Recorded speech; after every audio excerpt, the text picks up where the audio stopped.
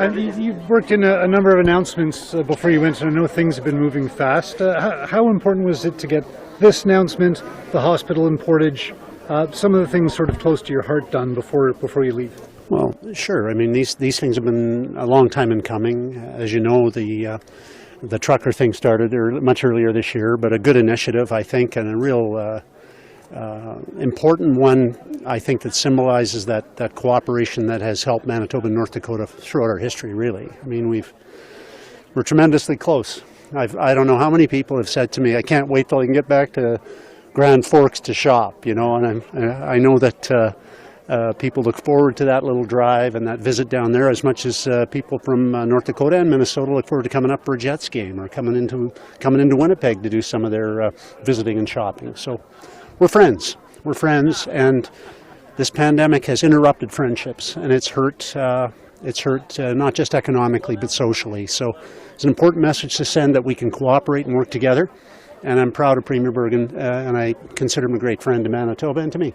You mentioned earlier today you would have liked to have hosted the Premier's Conference on Healthcare. I know healthcare is something you've been pushing for. Healthcare funding from Ottawa is something you've been pushing for.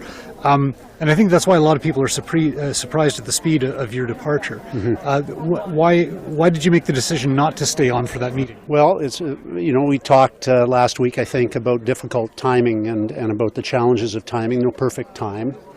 But I feel very, very confident. The premiers have been united. I mean, when I came in, I was the rookie, and now I'm the old veteran, right? I've outlasted every other premier. But what hasn't changed is the willingness of the premiers of our country to work together, set aside partisan differences and prioritize.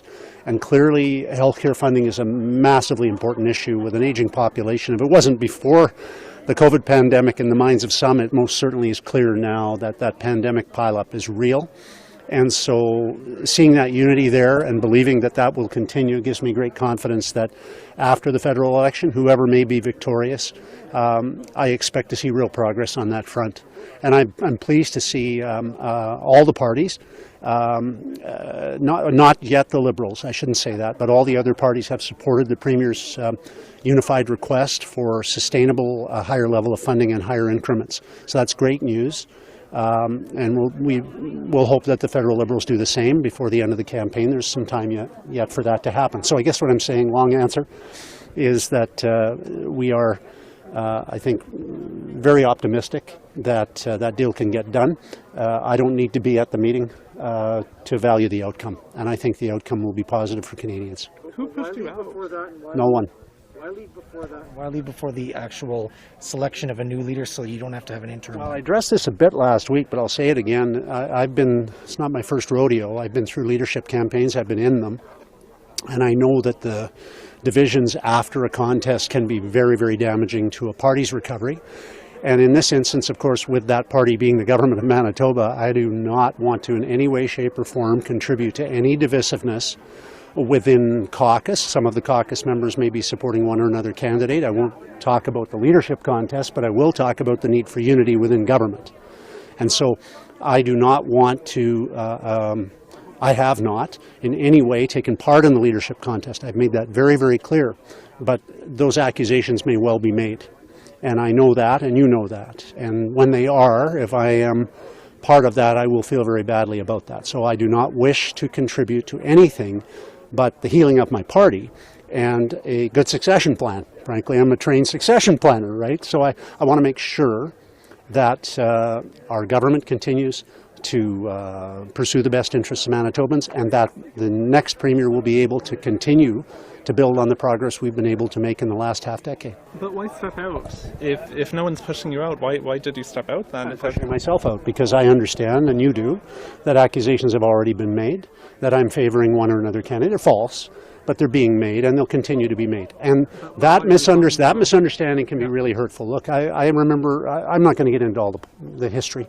I think all of you know who've covered politics how post-competitive leadership races are evaluated and analyzed, and the people who aren't successful, and sometimes the people who are, make accusations about who favored who.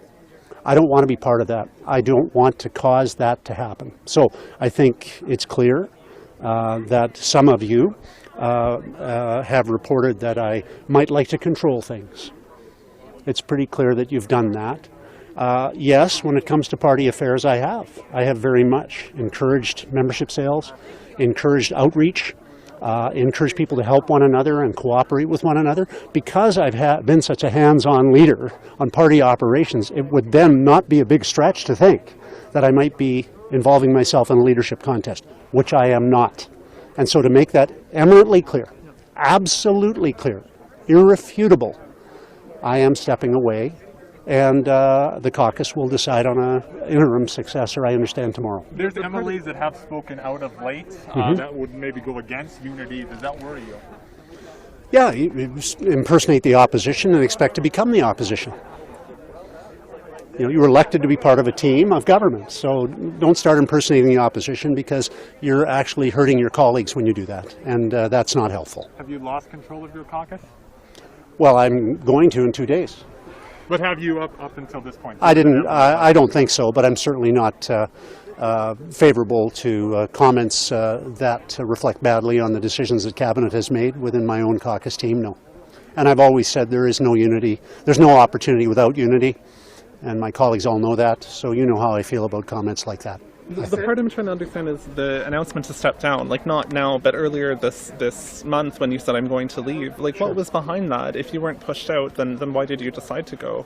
Well, I don't think it was a secret, Dylan, that I am 67 years old, that I've been in politics for 3 decades, and that there is no easy time for a person to make this decision. I don't think that's a secret. You know, we could debate, well, would it have been better to stay on for the Council of the Federation meeting? You've implied that. We could debate, maybe you should have stayed on till the end of the year. We could debate a lot of things. Ultimately, that's my family's decision. Tough decision. We've made it. We'll live with it, and I hope people accept it. I've done it with the best interests not only of my party in mind, I've done it with the best interests of my province in mind, as I always have. You said last week. No, dear, not right now. No, but right later I'll talk to you. I'd like to talk to you in detail. It's not detail. Just my husband's grandfather was here at the grand opening. Was he? Yeah. Oh, nice. So I just wanted you to know that. Thank you so much. Thank you. Sorry. Mr. Premier, you said last week that you look, I'm not a legacy guy. I don't want to talk about that. You know, but is there something that, as Premier, you're going to look back at and say, I'm glad I did that, and then one thing that you're like, wish I hadn't done that? Sure. Well, I mean, I come from a family of modest means, but people who are honest and principled, and I've done my best to represent people like that, who are honest and principled people, and I've done my best to create an opportunity for people who are honest, hardworking, principled people to move ahead in life. I just did a personal contribution for scholarships. That's something I've enjoyed doing. Education for my family was our way up. My mother's way out of poverty. My sister, my brother and I, our way out of a modest background. We quintupled the amount of money available for scholarships for children in Manitoba, for graduating. I shouldn't say children, young adults. I'm proud of that. I'm proud of the fact we've maintained our #1 ranking and strengthened our #1 ranking on funding healthcare and education and social services in our province through 5.5 years. I'm proud of that too. And we did that while lowering taxes, which has left more money and resources available to Manitobans, has actually placed us ahead of other provinces on increasing the disposable income of Manitoba families. That's going to help us in our recovery. I'm not, I'm a farm boy. I'm not counting on a bumper crop right yet. COVID isn't over yet. But when we get COVID behind us, Manitoba is going to emerge as one of the fastest recovering parts of our country, and that's good stuff for Manitobans, and I'm proud of that too. Mr. Premier, we have time for one more question. What's next? Are you moving out of Winnipeg? Are you writing a book? What are you going to do? What's the book about? I'm definitely very excited to reconnect with friends and family. That's something that was hard before COVID and was awfully difficult during COVID, put it that way. But I don't think I'm alone. I think there's a lot of Manitobans, a lot of people across the country and around the world that want those same things back. So I'm excited about that. I'm excited to read. The last fiction I read was an NDP campaign brochure. So I'm looking forward to more reading of real historical nonfiction and getting into some reading, leisure reading that I haven't had a chance to do for a long time. And I'm looking forward to getting back to succession planning. I love working with farm families and business families on helping them. And politics has been fascinating, and it's a mile wide and an inch deep a lot of the time, and you know that. But when you work with families and you learn all about their history, that's deep. That can be really rewarding. So I'm looking forward to doing some of that as well. How long will you sit in the legislature? Well, probably for a few weeks. I've got a few things to clean up yet. Number of issues actually outside of the Premier's office that I want to address. So some constituency things and that. So a few weeks. Do you plan to be there for question period in October? I doubt it. What's the state of caucus right now? I beg your pardon? What is the state of caucus right now? Well, I think United, it's... divided? I mean, we're hearing all kinds of division. Well, I'll let others talk about rumors, Dylan. I'm here to talk about other That's why I'm things. asking you. Well, What is the state I of don't caucus? do rumors. Will you stay in Winnipeg? I don't know. We're not finalized on that, but we're looking to, once the rules relax, I'd like to spend some time hiking with my wife, and there's lots of places in Manitoba to hike, but I've hiked most of those in the last few years, so I'd kind of like to try some other spots. So we'll stay tuned. You and Steve Lambert will be the first to know. All right, thank you very much, Hey, everyone. guys, thanks so much. Thanks for the privilege of getting to know you a little bit better. Thank you for your coverage. You do an important thing for the people of this province, of our province, and you have an important role to play, so I thank you all very much for your work. Appreciate it. Thank you, Premier. Thank you, Premier.